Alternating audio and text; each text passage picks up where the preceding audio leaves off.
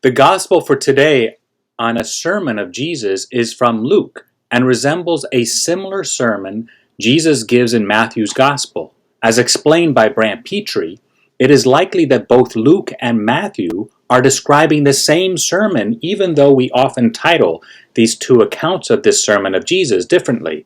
Frequently, the sermon of Jesus in Luke is titled the Sermon on the Plain, while Matthew's sermon is titled the Sermon on the Mount.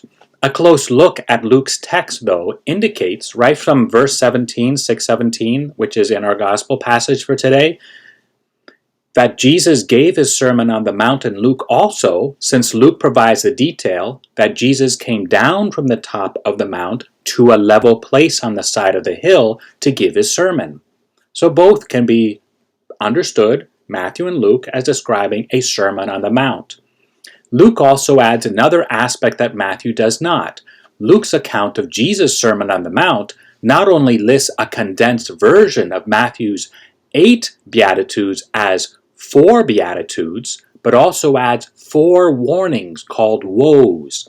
The last one is, "Woe to you when all men speak well of you, for so their fathers did to the false prophets." With this warning, with this woe, and the other woes that preceded, Jesus comments John Bergsma, his warning, that we should not assume that the times when I had more money, I experienced lots of pleasure, and was popular, are the same times when I was pleasing to God.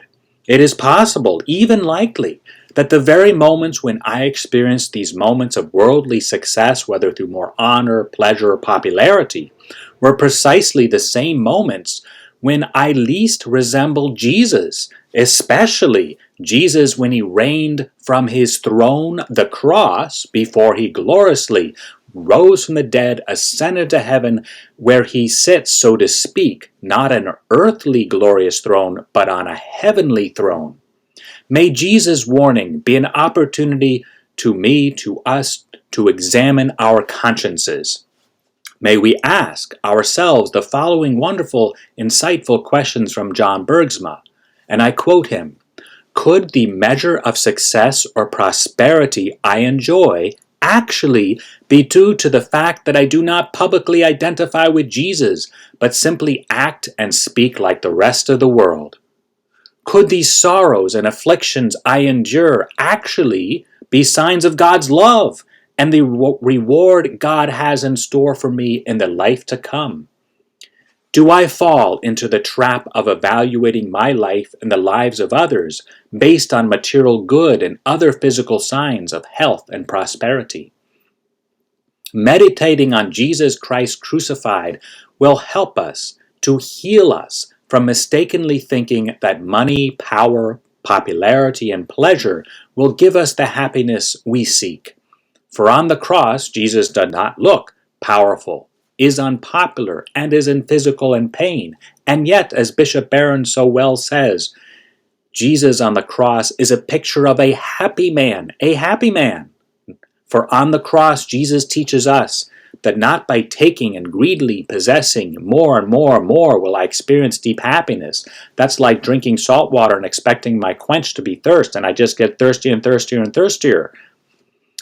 Rather, deep happiness, satisfaction, fulfillment of achieving our final end as God has created us to be is rather giving of ourselves, not possessing greedily, but giving of ourselves in love, including giving our very lives out of love of God and love of neighbor.